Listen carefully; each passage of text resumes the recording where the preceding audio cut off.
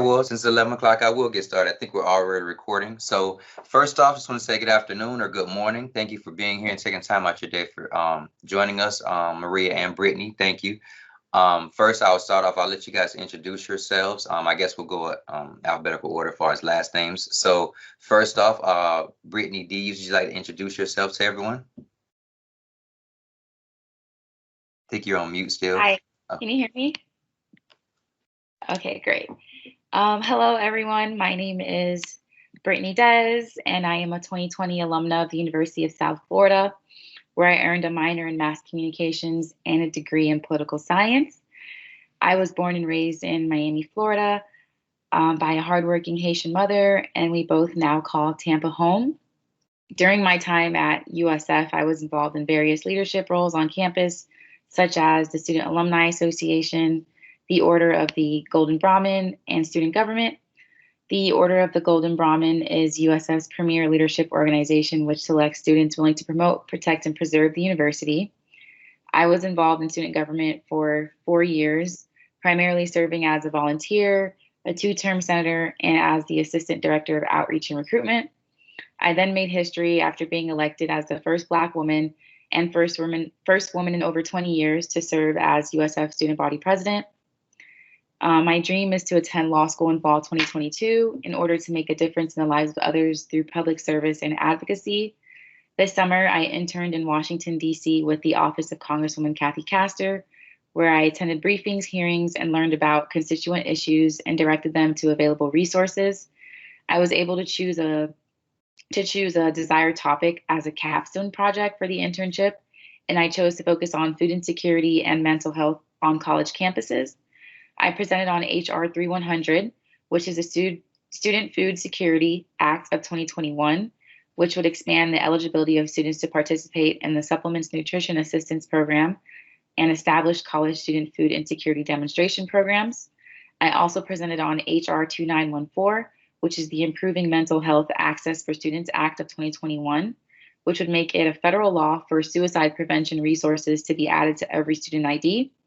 This is actually an initiative I was able to complete myself in 2020 during my time as president, as I redesigned every student ID on all 3 campuses to include mental health hotline numbers.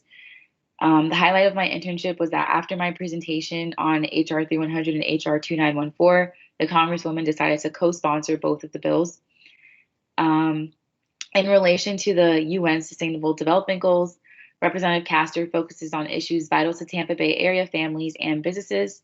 As a member of the Energy and Commerce Committee and chair of the Select Committee on the Climate Crisis, she works on initiatives to create jobs, protect the environment and consumers, improve schools, ensure veterans receive the benefits and care they have earned, provide access to affordable health care, and defend protections for people with pre-existing health conditions.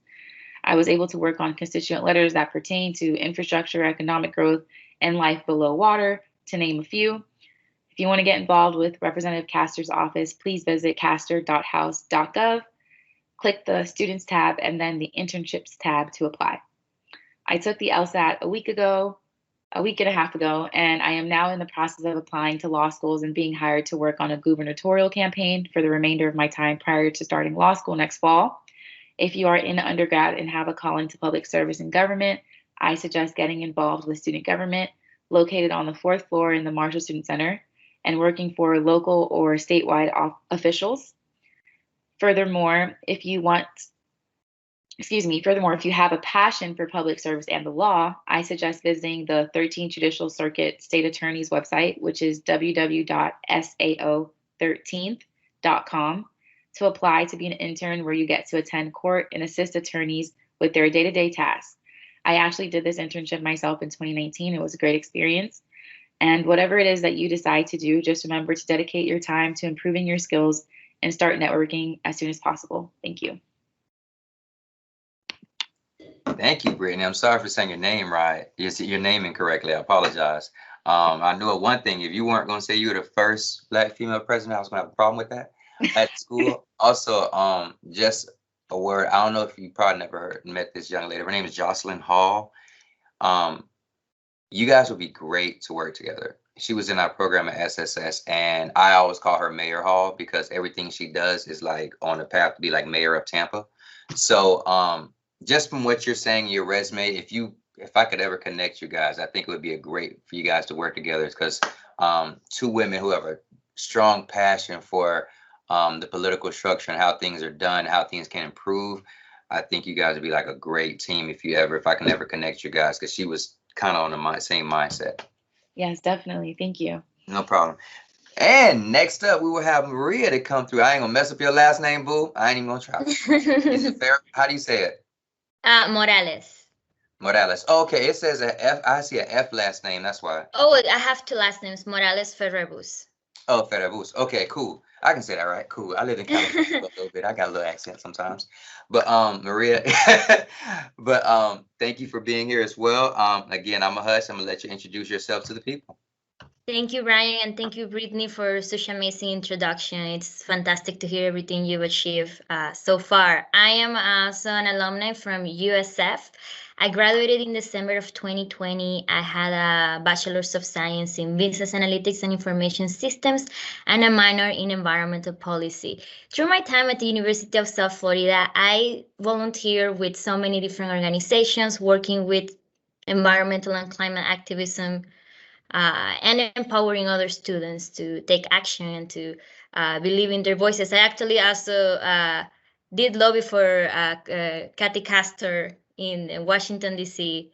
with some of the environmental organizations. So she's definitely great and has a strong environmental work that she's doing. So it's great that we have such a representative in the Tampa Bay area. Moving forward, I've also worked as a resident assistant on campus. So I live there, live with the students. That was one of my preferred works. Just motivating and being there for them as a resident assistant was a very special job that I had the opportunity of having. We were in Maple Hall. I'm not sure if anybody here is from Maple Hall, but it was a great time. Fast forward to after graduation, I have been doing an internship with the United Nations Development Programme as a digital transformation in the nature, climate, and energy team. So basically, this was an opportunity where I was able to mix my experience and my academic training in business analytics and information systems, and also my passion for environmental action and climate. So it was a very neat. I believe this is my niche, specifically combining the business and analytics with environment, because I think there's so much potential of leveraging digital technologies to create impact and to advance climate action and environmental action and to reach more people with technology. So this has been a very exciting experience. I have been able to work with teams and people that live all across the world. So in Istanbul, Germany. It's very exciting to have such a global team and be part of an organization that empowers women and opportunities for everybody. So I think now I'm looking forward to gain more experience in the renewable energy sector. So I will be working in the next year with a renewable energy organization and create my career in sustainability, which is what I hope to do. So something I forgot to mention. I'm originally from Venezuela, so if there are any international students out there, yes, we can do it. Just keep working hard. And definitely my time at USF was one of the best times. And I'm very grateful, and I hope that I can share my experience with any of you and help you enlighten your path and your ways. My major was in business analytics and information systems from the MUMA College of Business.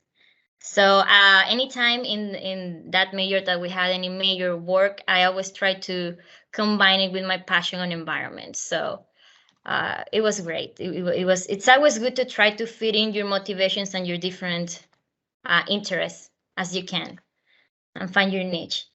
So, oh, okay. So am I allowed to answer questions now?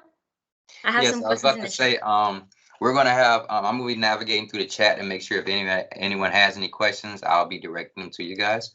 As of right now, oh, there's a couple questions in the chat. One was your major, so you already answered that one. And the other one is, did you pick this major from the beginning, Maria? So actually, I did not pick this major from the beginning. Originally, I wanted to do global business and environmental science. I wanted to do a double major. However, by navigating this process and understanding that the requirements for a global business major was to travel abroad, and I wasn't able to do such thing, I had to change my major. What is the declining process for that major? So you have to go through the MUMA College of Business and make an appointment with an advisor as soon as you can, and then they will walk you through the requirements. It's not really hard. I think anybody it's able to declare that major, as at least by the time I was a student there. They didn't have any specific GPA requirements, but I highly recommend you to go and make an appointment with the MUMA College of Business advising team and advising department, and they will walk you through the major, the requirements, and the coursework you have to take. Thank you for that. Of course.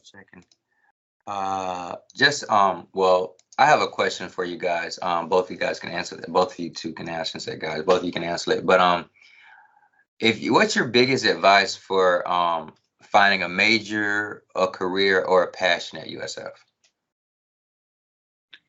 I guess I'll go. So, I also started with a different major than what I graduated with. So my entire family is like either doctor, PA, nurse. My mom's a PA, and so everyone was in the healthcare. And so when I started USF, I started off as a biomedical sciences major because I wanted to go to med school to please my mommy, and and then I was taking, I would say coursework is really what I think is going to show you, what you're passionate about. So I was in chemistry lab and I hated it. Like, I absolutely hated it. It wasn't that I couldn't do it. I just, I wanted to cry. And what really showed me that this wasn't for me is because I've been in classes that I didn't like before, but, I grudged through and I made it through. But I saw the look on other students' faces and they enjoyed it. They couldn't wait to do the titrations and the experiments. And I couldn't wait to get out of class. And so that's when I realized, okay, I really don't like what I'm doing here. And so I decided to switch my major to political science just to see. And I would literally get out of class and call my mom and start talking about how awesome the class was. And I had this one professor, Luongo. I used to I think we called him Bob, but I think it was Mr. Luongo is all I remember. And he taught intro to international relations, and his class was amazing. And so every time I'd get out of class, I would just, Ben Luongo, yes. I would get out of class and I'd call my mom and be like, guess what I learned today? And I wasn't doing that for chemistry or anything. And so that's when I really realized, okay, I'm passionate about politics and learning about politics. And I realized that all the careers that I was interested in, they all required a JD. And so that's kind of how I was able to put 2 and 2 together. So I would say that coursework is very important. Don't be afraid to try a class here or there, just to see what you like. Because in the end, this is going to be a lifetime commitment, your career. So you want to make sure that you enjoy what you do. Definitely. Thank you, Brittany. Well, now I'm going to share my experience. So growing up in Venezuela, I always wanted to be a lawyer. Since I was a child, my mom worked in the Justice Department, so I always was exposed to that. However, when I moved to the United States at age 15, I would say that my life changed a lot, and I had this realization of, oh my goodness, I cannot be a lawyer because what happens if I have to move again in 10 years, right? Will I be able to work and practice the law in any other country of the world? So I started shifting my thinking from something that I had this idea of, oh, I want to be a lawyer because I want to do great things, to, oh, I want to have a career that's dynamic, that is practical, and that I will be able to find job anywhere. So I was focusing more on job security or career security, and something that was adaptable and that maybe I could do anywhere, just because just moving to another country for me at such age and seeing how my life changed. I was like, oh my God, I need to be ready for whatever happens, right? So after that, it was like, okay, we need to start again. We need to think of what are the things I like and explore careers. So I did a lot of career exploration in my senior year and freshman year, a senior year of high school and freshman year of college. I took classes in chemistry. I took classes in economics, in environment. I really was confused at this point because I'm like, whoa, I like all of this. I'm enjoying all these classes. Like, this is so exciting. I'm learning all these things. But things like, Maria, you need to make up your mind. You need to choose a major. You need to do something. So then I was thinking, okay, what is something I want to do? What is a problem I want to solve? And how I can solve this problem through a career, right? So I had many conversations with our advisor, Shane Combs. I think I met him the first day I went to USF as a senior student, just exploring the campus. And he really helped me by putting me in some classes to enjoy certain topics. And then in the class of environmental science, I was very excited about working towards environmental solutions, but at the same time, I was a little bit afraid of the job outlook because I did my job research and it looked like for environmental at that time, there were not that many opportunities. So I'm like, okay, let's go with business because business is something that you can do it anywhere. And then it's very adaptable. You can work with business in basically any industry. So then I decided, okay, let's do global business.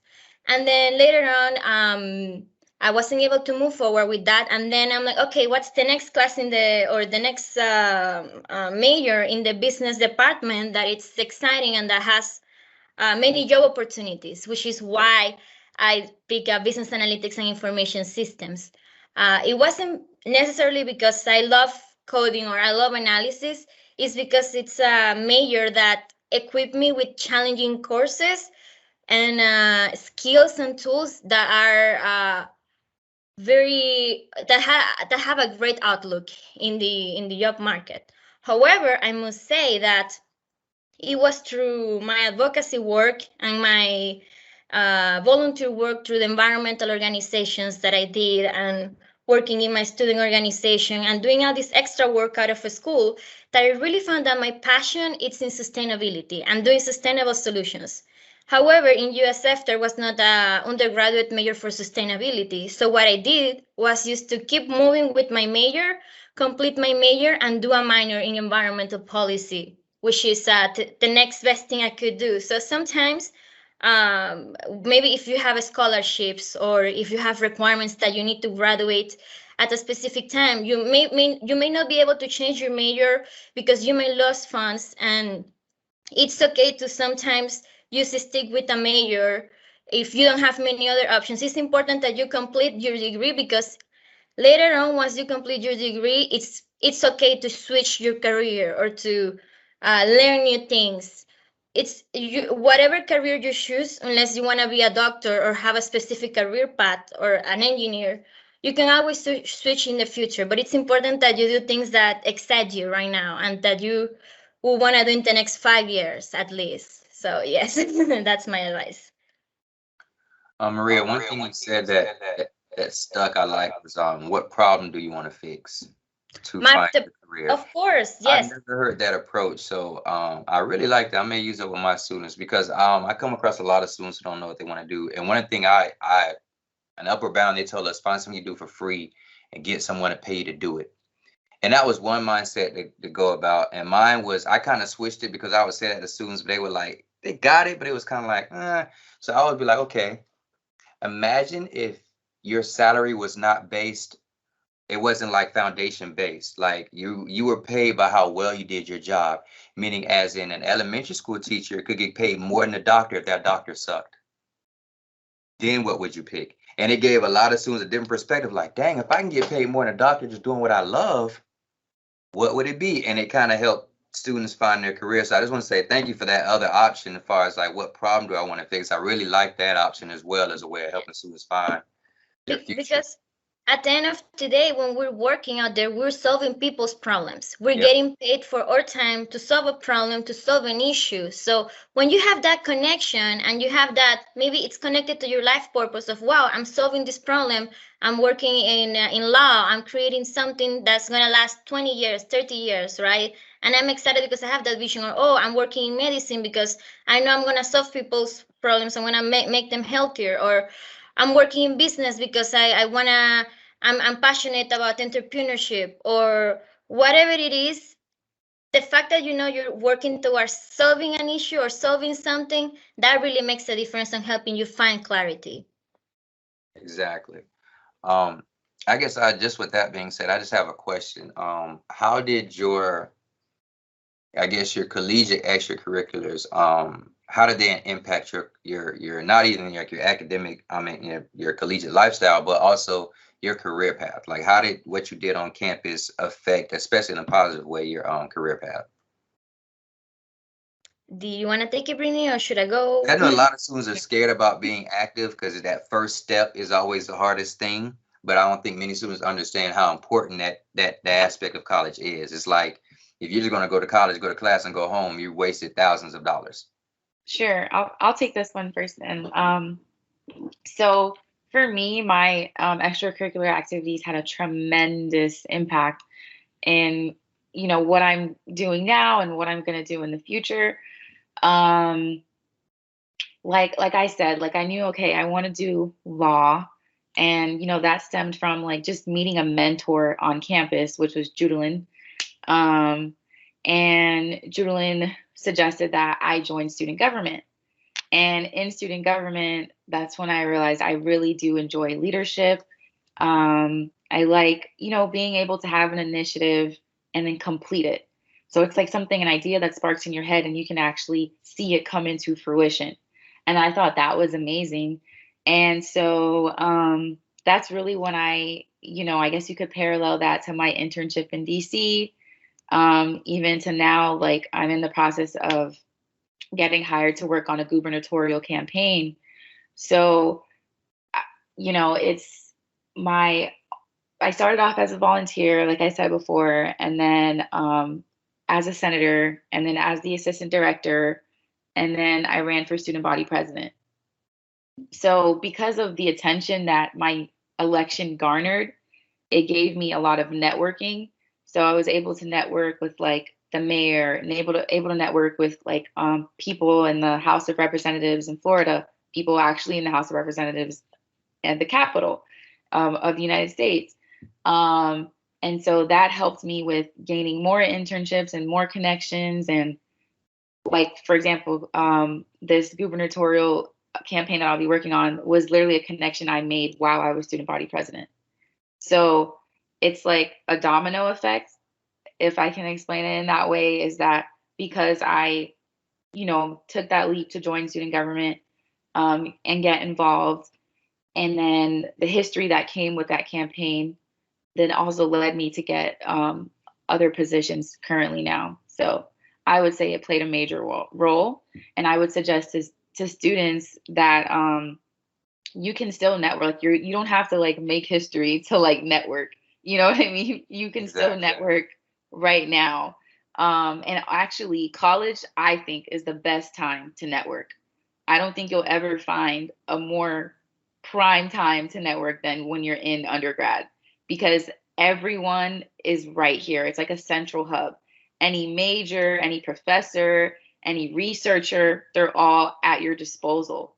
So use it, I miss like being able to just walk and talk to a professor or go to a researcher if I want to. If you want to patent something, it's literally right there. If you want to create the next, new app, I'm sure there's somebody that who would do it for you, and you can do a startup for free because you're all students, right? So, and then, you'll get paid for it later. So right now is really the time to start making connections.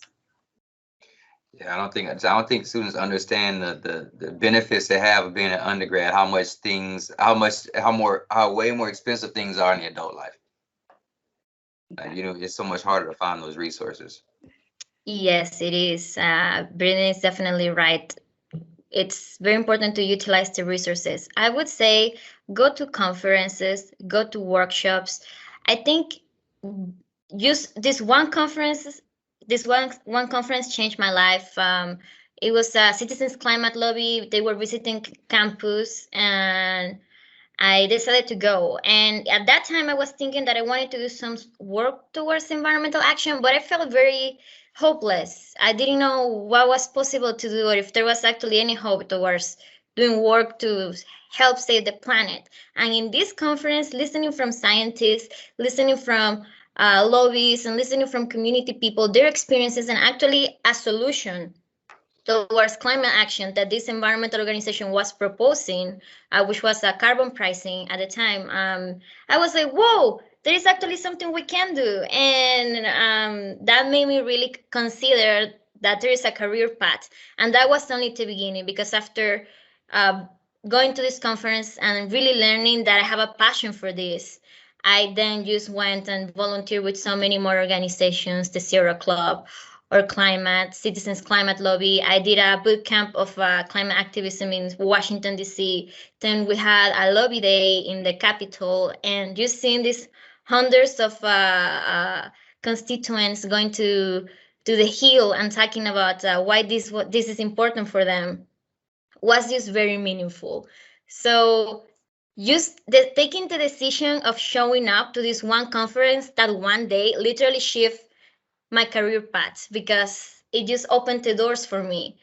So I would recommend you to attend to as many conferences as you can, make connections, get involved on campus. I was involved in many organizations. I was involved in if you're in the College of Business, find out about the corporate mentor program. I did the corporate Yes. mentor program Yes. CMP. for Yes. yes, for a couple of years, and I had a mentor at Citibank, and I was able to learn more about how Citibank operates, and uh, it was interesting. But I also learned that, oh well, maybe this is not what I want to do, right?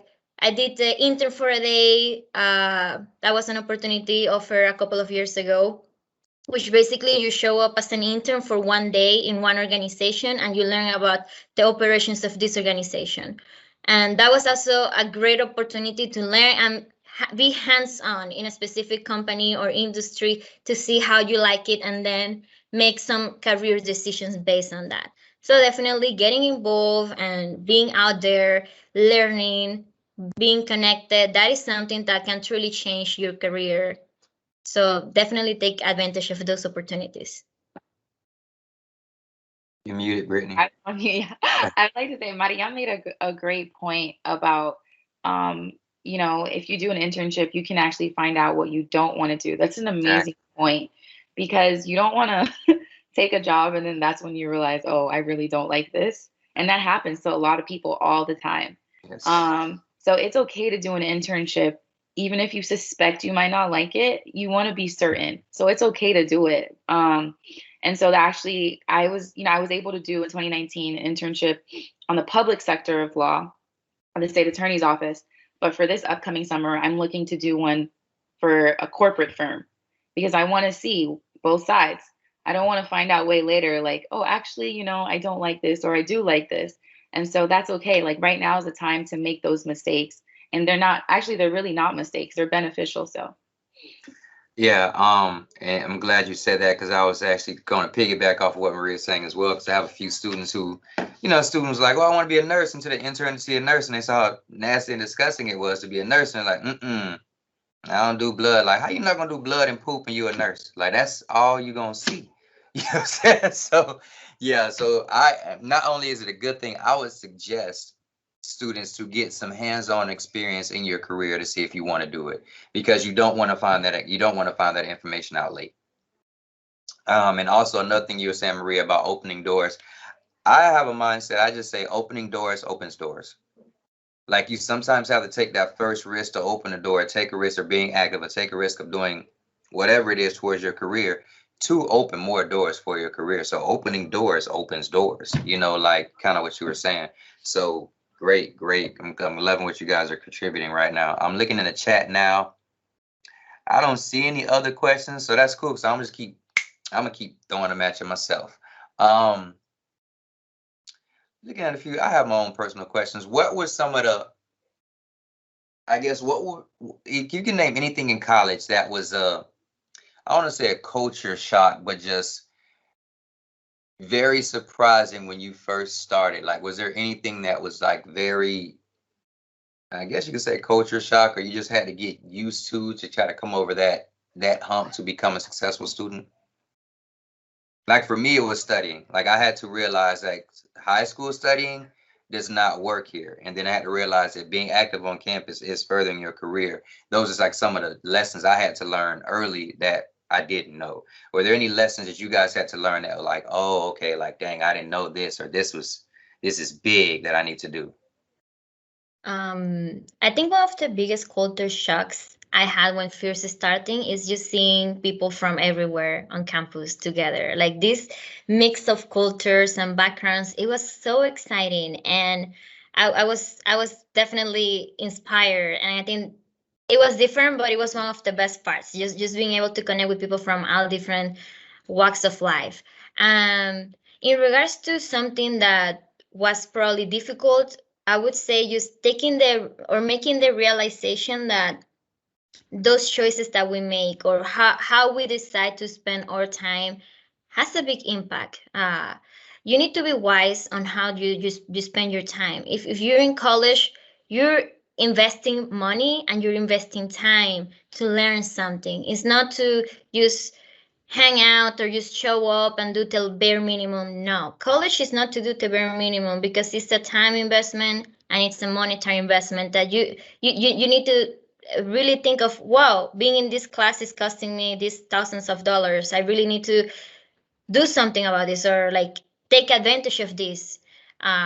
So just understanding that it makes you really consider, whoa, right, I need to focus on this, I need to learn, I need to use my time the best I can because it's an investment. So I always remember that anytime you feel disappointed or that you feel, oh, I don't want to go to class today, remember that there is money and time, and it's an opportunity of learning and doing something better for your life that you're missing out, um, if if you just because. So that would be one thing. Yeah, it's over $650 a class. Yeah.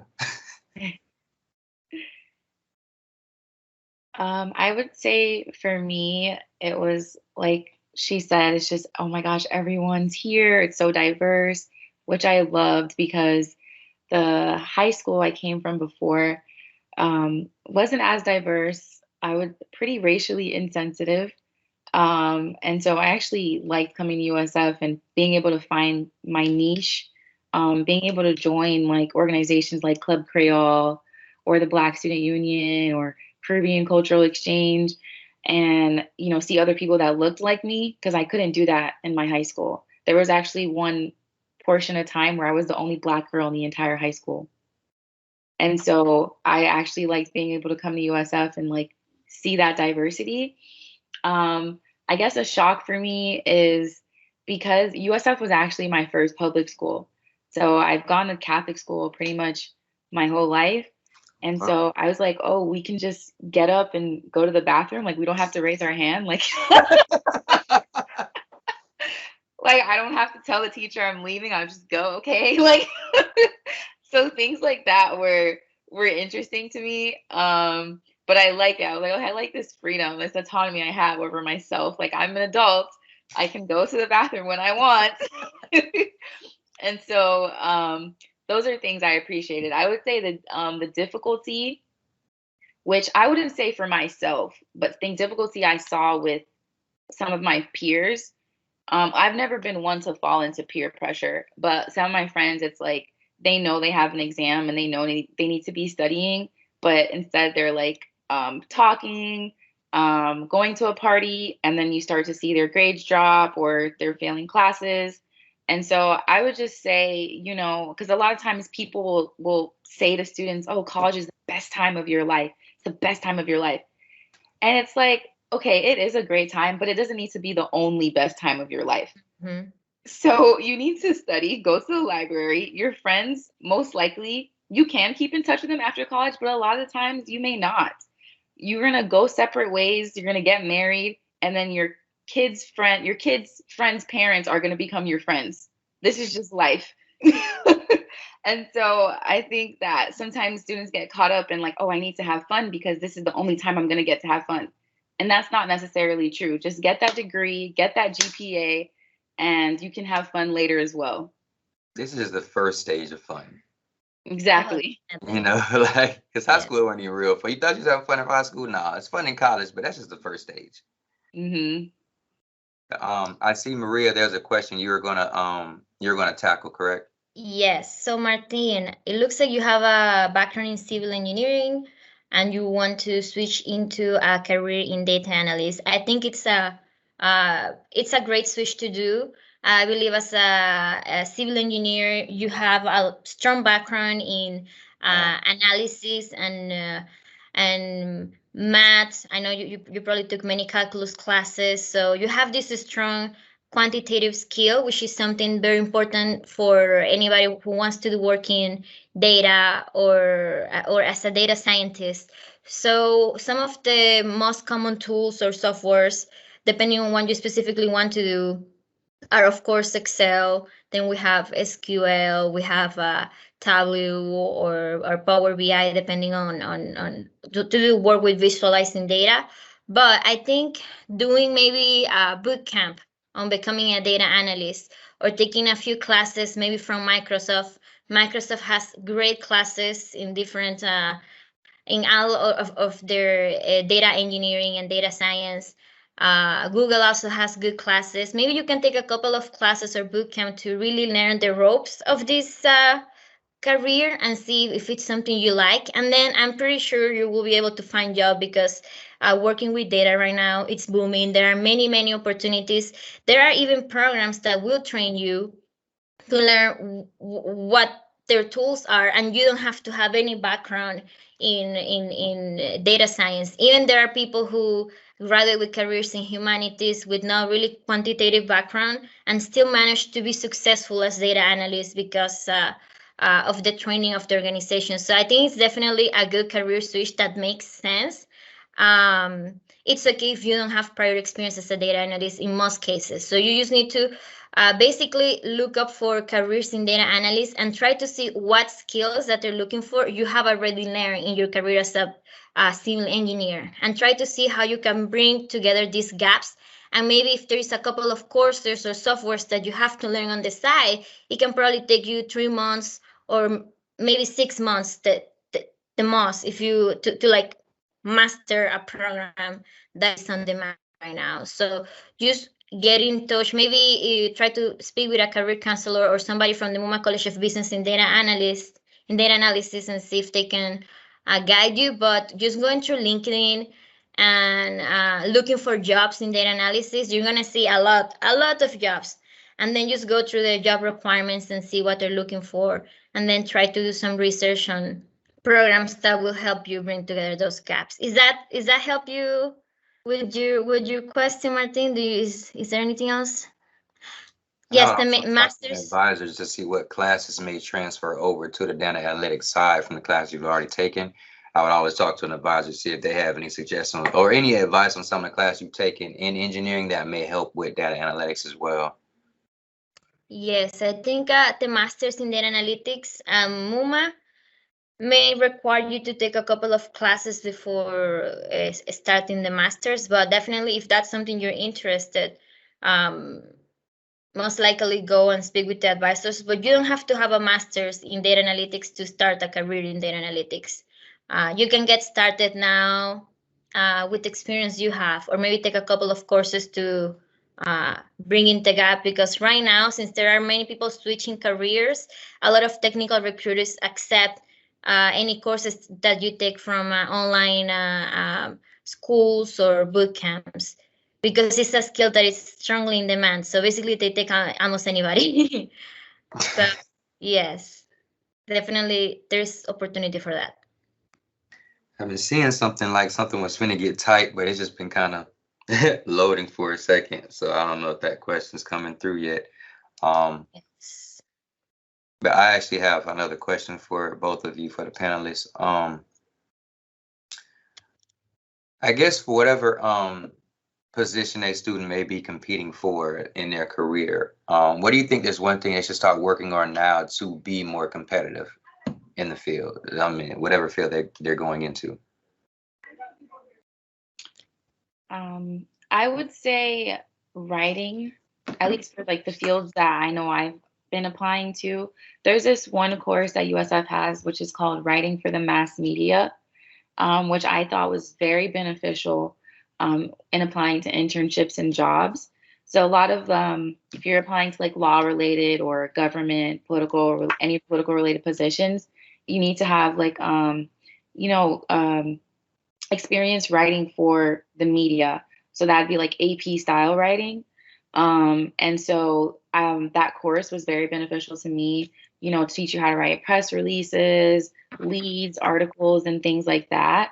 I would also say just staying current on the news, watching different types of news, not just, like Democrat or Republican. I'd say I watch all types of news just to stay informed on, what everyone's talking about. Just go to Shade Room.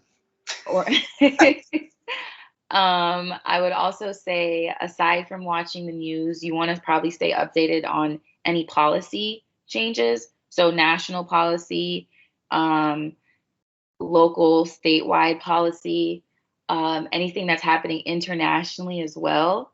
And I would say just to stay current on those. If you're looking for like a specific field, for example, law, right? Make sure you're taking rigorous courses in undergrad, because the law schools do look at that to see, did you challenge yourself in undergrad? Like, don't just take easy courses. So you want to take some 3,000, 4,000 level courses. Also, if you're applying to law school, you have to take the LSAT. And then something that a lot of people don't really do, which I'm going to do, because some people suggested it to me, which I thought was a great idea, was actually before you start law school, you can take a course to prepare you for your first year of law school. So it's going to introduce you to subjects that you're going to learn in your first year. But instead of when you actually sit in class for a grade, instead of that being the first time you're learning this information, it'll be the second time you're seeing this information. And so usually students who take, that prep course usually score in the top % for their first year.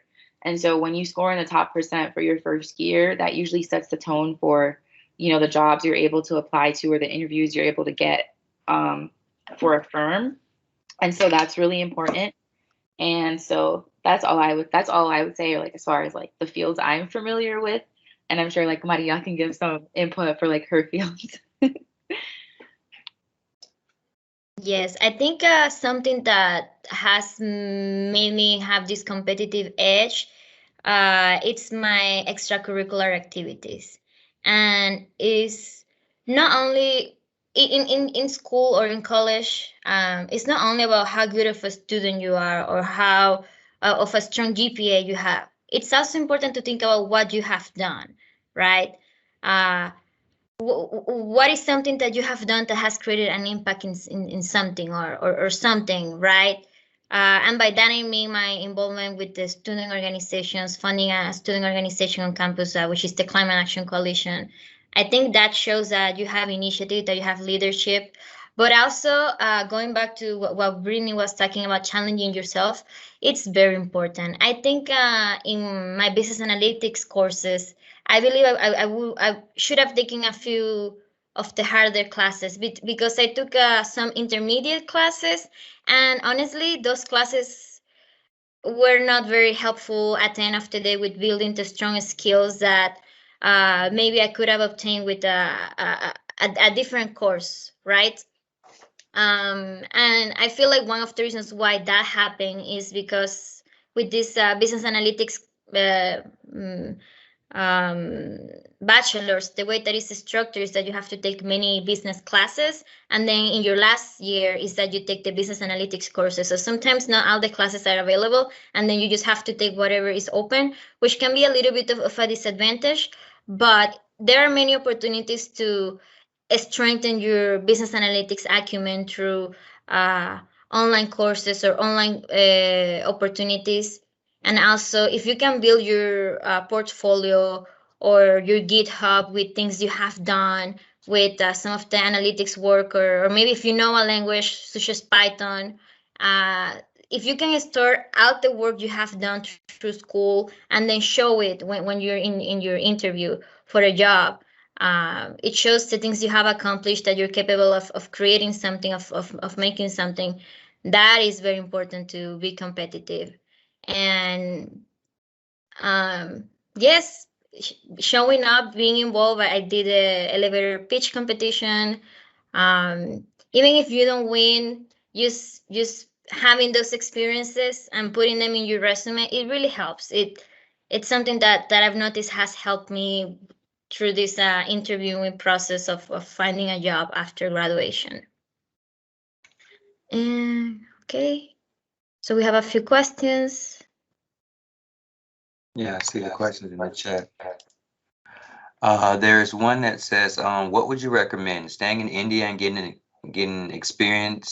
years experience in DA, or applying to USF or other universities for MS and DA without any experience? Well, this is a very important question. I am not sure of what your situation or your future goals are. If you want to move to the United States and live in the United States for the long term, maybe doing a master's here, it's a better option. But if you don't have a specific goal of living in the United States long term, I think maybe getting experience in India is probably a good option. This is a very personal question, and it sounds like a very important, not only career choice but a life choice, right? You're picking up between two countries, so I think you really probably need to discuss this with close family members, or somebody else who can help you place the pros and cons of every decision and what the outcome of each of the decisions might be. But if you're unable to get work experience in the United States at the moment, you probably don't even have to be employed to make experience or to make a portfolio as a data analyst, because it's about programs that you create. So if maybe you can volunteer with somebody or an organization and try to help them solve a problem with skills that you learn, that is something you can add to your portfolio. It's equivalent to experience as well.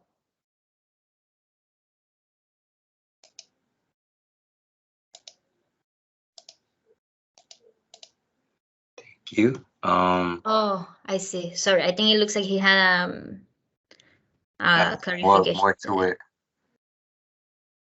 Actually, I meant, should I come to USF with years experience or come without any experience? It's not necessary to come with experience to USF for a master's, because in the master's you are going to learn everything that you need for that career.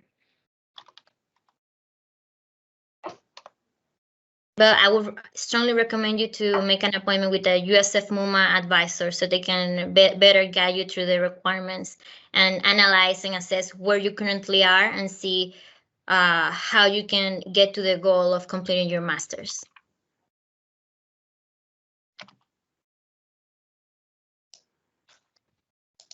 You're welcome. So one student said, I already have 60 transferable credit hours since I got my 8A degree at the same time as graduating high school, so I don't have much time. Okay, I'm trying to figure out what was her first question. What was that said initially before that? Her initial question was about she's currently in civil engineering. What made you not like civil engineering? Oh, okay. Anyone want to tackle what made you not like civil engineering? Well, I guess maybe was that Maria's question? Sure, yeah.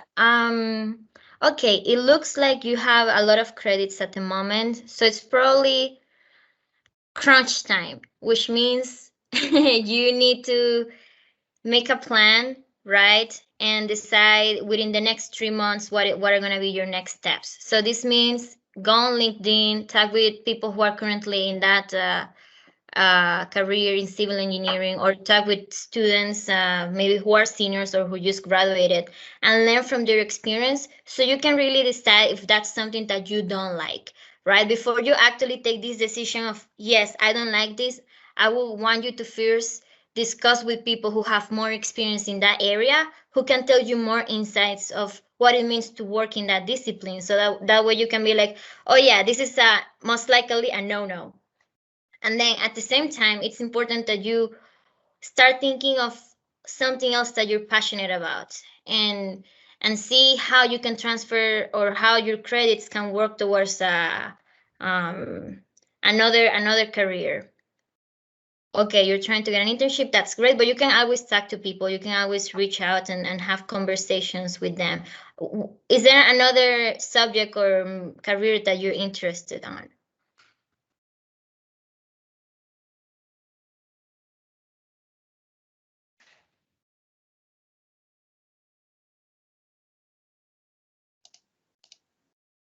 So I'm trying to get an internship this summer for it.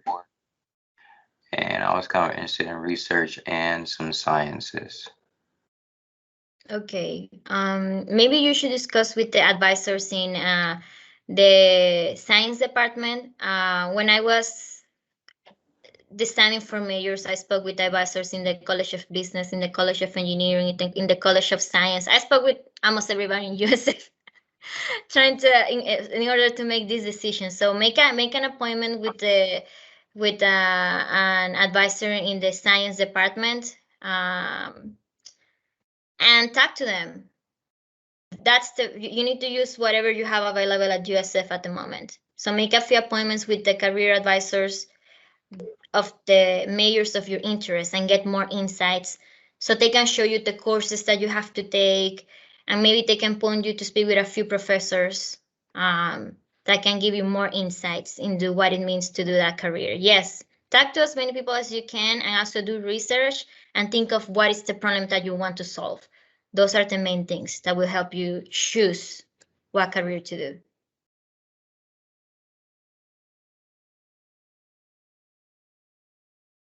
You are welcome, Ashley.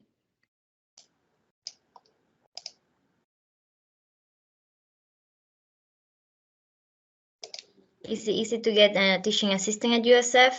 I wouldn't say it's easy. It really depends on the need. And you really have to try and have connections with the professors. Yeah, I was about to say that's one way to do it, is having a good rapport with your instructors or professors helps you getting that type of TA position, because I mean, who goes further than your resume in many cases. Any other questions? We have like a few minutes here. I'm probably going to ask you guys like one question, maybe one more question that we can end it off. But I guess if there was, or maybe not a question, but if there's any, we all know the definition of success is stepping out of your comfort zone. So that's always advice I love to give my students. So is there any one key thing of advice you would like to leave, or leave like a lasting message you would like to live to the people who are watching and listening right now? What would it be?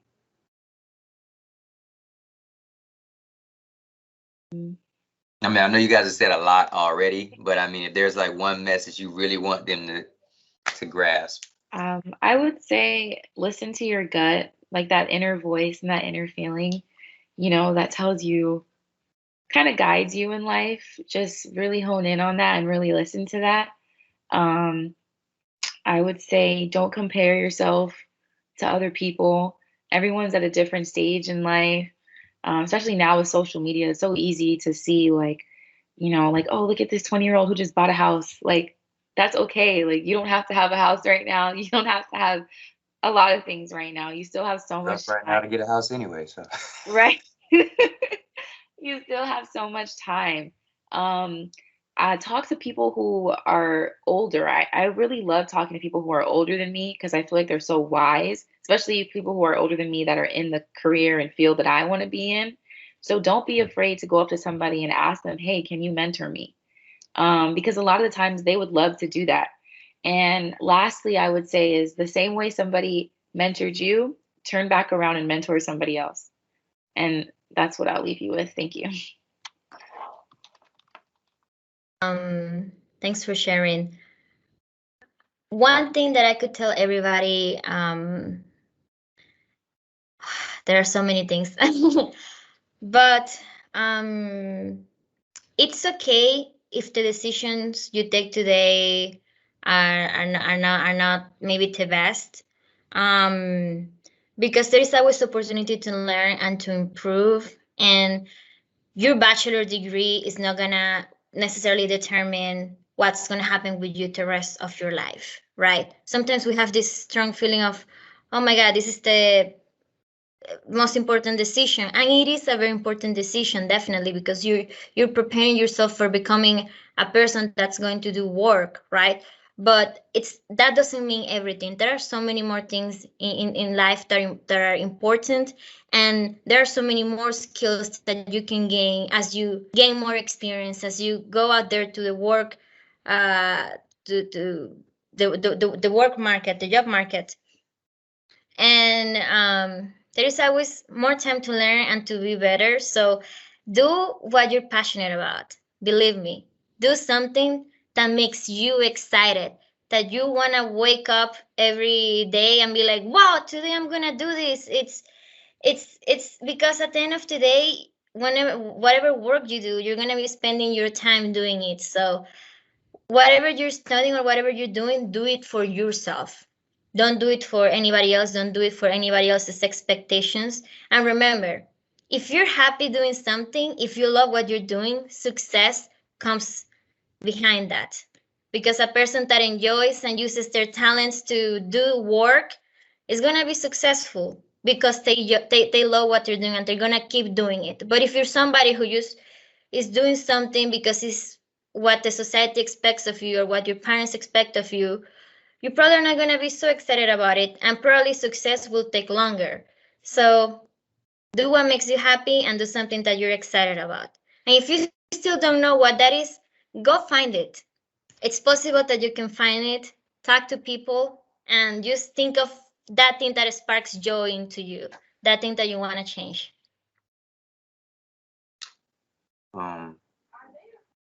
That was big. That was really big. From what both you guys said, like with Brittany pretty much letting you know, closed mouths don't get fed. You know, don't be scared to speak to people. Mentors are huge.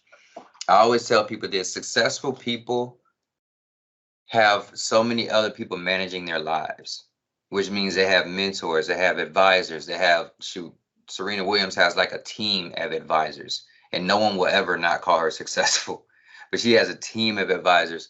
So I never understood how those of us who may not be at the successful plateau we're trying to reach, why we're not copying that. You know, understand mentors and advisors are very helpful, because you don't know everything, and a lot of times you don't know what you don't know. So an advisor sometimes can enlighten you, or a mentor can enlighten you on things you didn't even know you had to know.